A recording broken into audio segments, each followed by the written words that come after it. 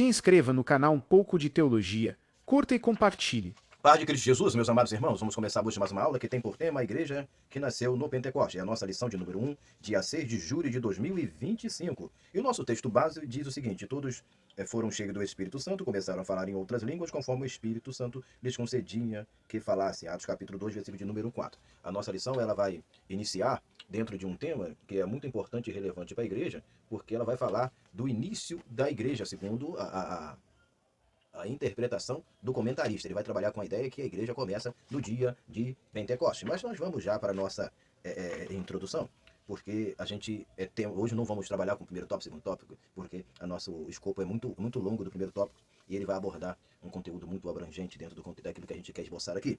Mas, pois bem, Jesus, em seus últimos dias na terra, ratificou uma promessa vaticinada por Joel. Joel, capítulo 2, versículo de número 28 e 29, que foi a promessa está relacionada com a manifestação do Espírito Santo, não é a descida do Espírito Santo, não é a dada do Espírito Santo, como teologicamente se diz. O Espírito Santo antigamente era dado por medida, porque tinha aquele grupo de pessoas que recebiam o Espírito Santo, que eram os profetas, os sacerdotes e os reis. Então dizem os estudiosos que isso tinha uma exclusividade, só essas pessoas recebiam, e com isso também acontecia o seguinte, de o Espírito Santo não habitar na vida das pessoas, mas visitar as pessoas. Isso aqui é falácia, tá? É falácia teológica, porque, por exemplo, deixa eu só citar aqui, quando Samuel foi ungir Davi, os filhos de Jessé, o Espírito de Deus se apossou de Davi e nunca mais saiu. Então, por isso que Davi, no Salmo 51, no versículo 11, ele fala assim: não retire de mim o teu Espírito Santo. Então, depois que fora dado, ele não podia, ele pediu para Arão que fosse tirado dele. Então, tire essa ideia que no Antigo Testamento existia aquele negócio de o Espírito vir usar e sair. Tá? Não tem isso não.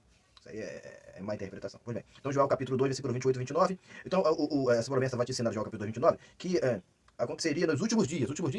Vale se lembrar aqui que os últimos dias ele começa no dia de Pentecostes, é inaugurado naquele dia. A inauguração dos últimos dias é dado no Pentecoste, ok? Inaugura ali os últimos dias, não é o último dia, é os últimos dias, ok? Então, os últimos dias começa ali. João, o Batista, entendeu que aconteceria através da pessoa de Jesus, é isso Mateus capítulo 3, versículo de número 11, que ele vai falar que Jesus batiza com o Espírito Santo e com fogo. Teologicamente, deixa eu ser bem rápido aqui, há uma interpretação que diz que Pentecostais antigamente falava muito isso, que eles eram batizados com fogo. E normalmente fogo na Bíblia tem uma conotação sempre ruim. Eu quero dizer que o mesmo Espírito Santo, vou alongar aqui porque não dá tempo, o mesmo Espírito Santo o mesmo Jesus que batiza com o Espírito Santo é o mesmo que batiza com fogo. Agora nós temos a graça que é o Espírito Santo. Nós temos a virtude que é o Espírito Santo. Quando ele voltar, aí não seremos mais batizados com o Espírito Santo, mas com fogo. Aquilo que seria o gracejo da sua presença, vai ser o horror da sua presença quando ele voltar. Tá? Mas a gente não tem tempo para esboçar de forma detalhada sobre a questão do assunto. Pois bem, isso se tornou público, que a manifestação do Espírito se tornou público no dia de Pentecoste. Atos capítulo 2, versículo 1 a 5, exclusivamente que eu separei aqui. Pois bem, vamos para nosso primeiro ponto, que diz o seguinte: o lugar do acontecimento. Aonde que aconteceu a manifestação da descida do Espírito Santo em Pentecoste?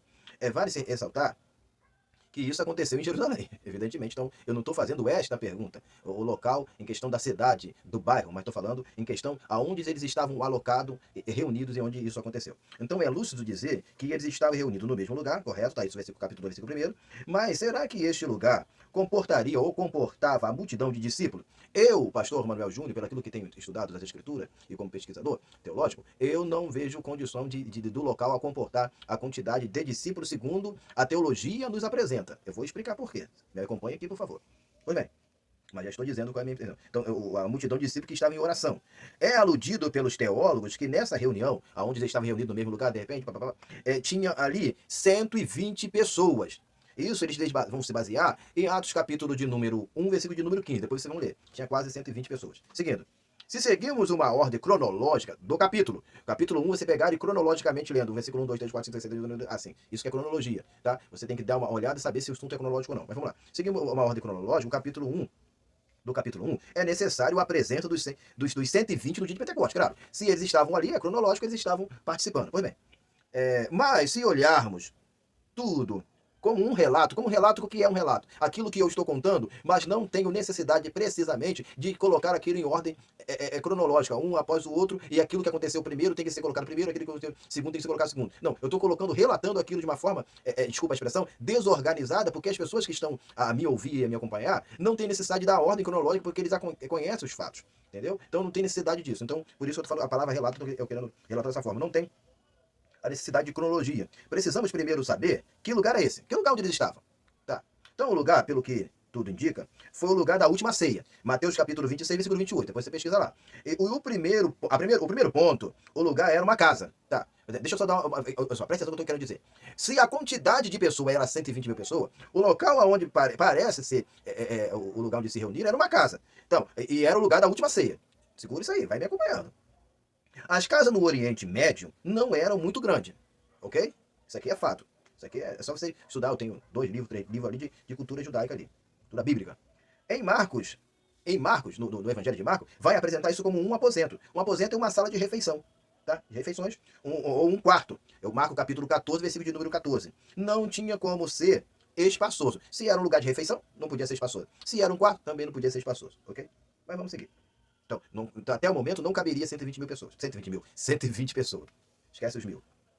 Então não tinha como ser espaçoso. Podemos chamar de um quarto de hóspede, tá? Um quarto de hóspede. Jesus te hospedou ali. O aposento, palavra aposento, hospedagem. Deve ser observado que a amplitude do local não tipifica grandeza. Ah, porque vai aparecer no Evangelho que ele era grande, então as pessoas vão pensar que ele era amplo, um lugar que coubesse realmente essa quantidade toda. Marcos capítulo 14, versículo de número 15, e vai aparecer a palavra grande ali. A palavra mega no grego. Só um detalhe. O homem do cântaro, eu estou caminhando aqui para terminar o próximo ponto para ir para a conclusão. O homem do cântaro, Lucas capítulo 22, versículo 10, não é o dono da casa. Lucas capítulo 22, versículo 11 e 12. Vocês vão observar, não era o dono da casa. Provavelmente era um escravo que estava levando um cântaro. Normalmente quem levava cântaro eram as mulheres, esse é o trivial, João capítulo 4. Mas Jesus, como para dar um sinal, mostrou um homem, um servo, um escravo levando um cântaro. Pois bem, seguindo, só para dar uma aludida. A minha concepção é que o cenáculo é a casa de João Marco. Atos capítulo 1, versículo 12 e 14. João Marco, filho de Maria. Lá era o lugar de oração. Atos capítulo 4, versículo de número 31. E Atos capítulo 12, versículo 12. Você procura ler esses textos, para você entender por que eu estou abordando dessa forma e querendo dizer que isso não tinha lógica de ter ali os 120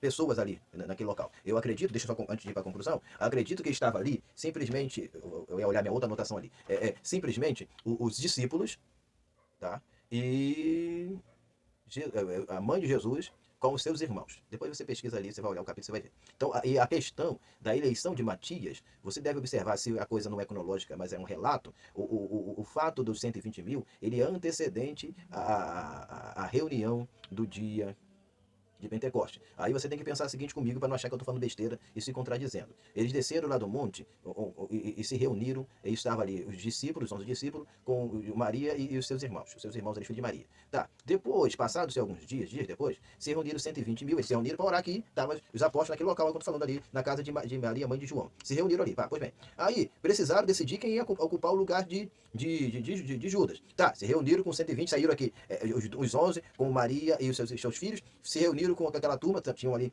quase 120 pessoas, se reuniram, decidiram quem era a pessoa que ia ocupar o lugar de Judas. Bom, acabaram de resolver isso, voltaram a se reunir de novo. Então voltaram a se reunir de novo no mesmo lugar? Não 120 pessoas, mas só os apóstolos e provavelmente Maria com os seus filhos. Por isso que Tiago, irmão de Jesus, depois vai assumir a direção da igreja. Pois bem, vamos para a conclusão.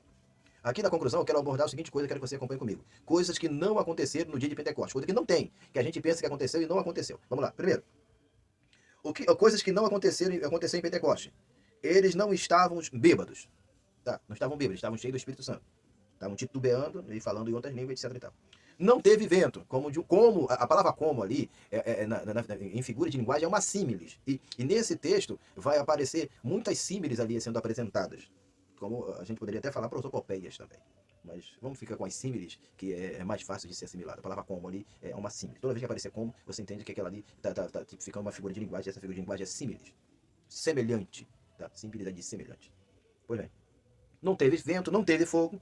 As línguas não eram idiomas. Esse ponto aqui é muito importante. Se eu pudesse devagar aqui com o tempo, eu explicaria com toda a clareza o que eu quero apresentar aqui. Mas deixa eu só deixar capítulo 2, versículo 5, e capítulo 14, capítulo 2, 5, e capítulo 2, versículo 14 e 17. Que ali o Pedro, ele lida com os judeus. E outra coisa, assim, eu tenho que falar isso aqui.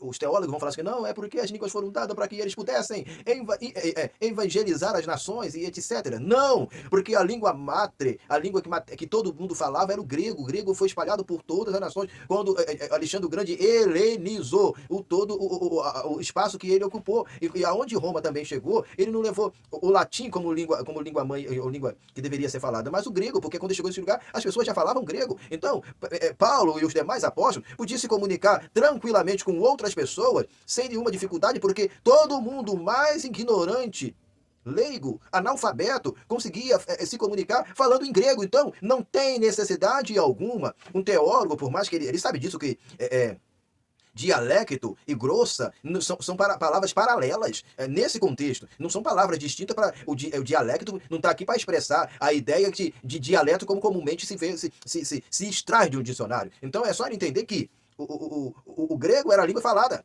Então você vai para qualquer lugar e fala grego. Então não tinha necessidade de Deus dar a capacidade de ele falar outros idiomas que ele podia se comunicar em grego.